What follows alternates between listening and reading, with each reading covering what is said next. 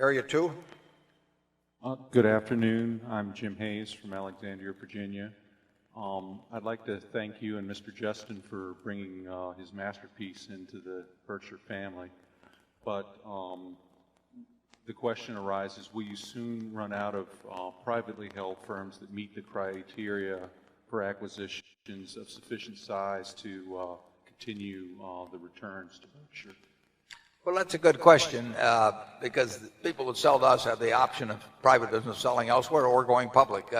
There seem to be enough people that have built businesses lovingly over 50 or 100 years, and their parents before them and grandparents, that really do care about the eventual disposition of them in some way beyond getting the last dollar that day. That we have a supply from time to time of those businesses, and I think we'll continue to see them. You do raise an interesting question: how many businesses like that are worth, $1 billion or more in the whole economy? Well, there seem to be, I wish there were more, but there are enough. So I think we will probably buy, on average, maybe 2 a year, something of that sort. The really big ones, I mean, what we'd love to make is a 10 or 15 billion dollar acquisition, and there would be very few private companies that would be in that category. And then from the ones that are in that category, you have to find somebody that is not going to conduct an auction. We just are not interested in auctions. If somebody wants to auction their business, we're not that excited about getting in with them because we need people to run it after we buy it, and if that's the way they look at their business, we may get more unpleasant surprises than we've tended to get in the past with the kind of criteria we've used. Charlie? Yeah, there are two aspects of that situation. One is, are there going to be enough businesses? And two, how much competition are we going to get from other buyers? One thing we do have going for us is that if you are the kind of a business owner that likes the culture that's in this room today,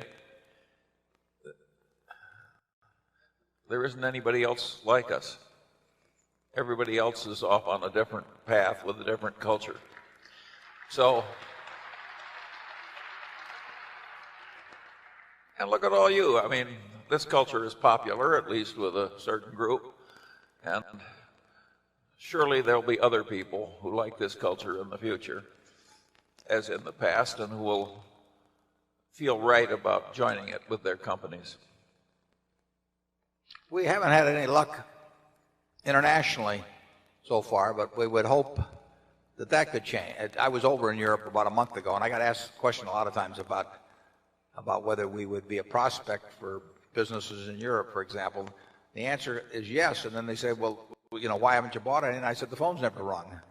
I don't know whether they thought that was a brilliant answer or not, but but I left my phone number a lot of places. Every time I got a chance, I gave that answer, and maybe the phone will ring. I've got to believe that if we were on the radar screen the same way in Europe over the last 5 years that we have been in the United States, we would have bought a couple of companies. It just, they don't think of us.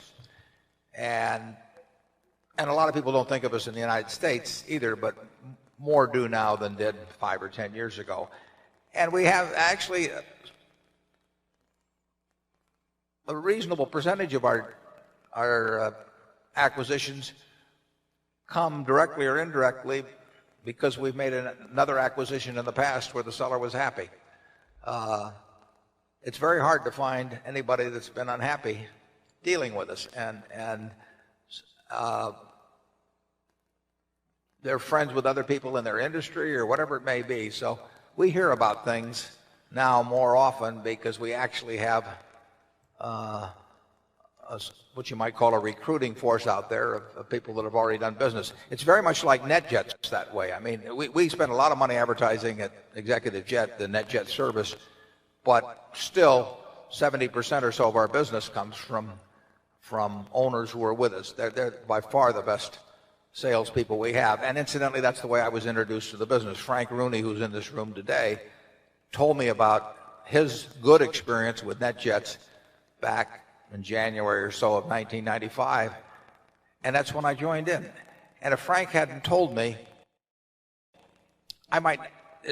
6 years later, I might not have ever looked into it. I mean, I might have just turned the pages past the ads, but when Frank said, you ought to look into this, I did. Well, that's what we hope we have going for us on the acquisition front, and I think we do to some degree, but we'd like it to be greater, and we'd like it to be more widespread geographically than it is. When I was a lawyer, I used to say, the best business getter any lawyer has is the work that's already on his desk. And similarly, probably the best business getter that Berkshire Hathaway has is the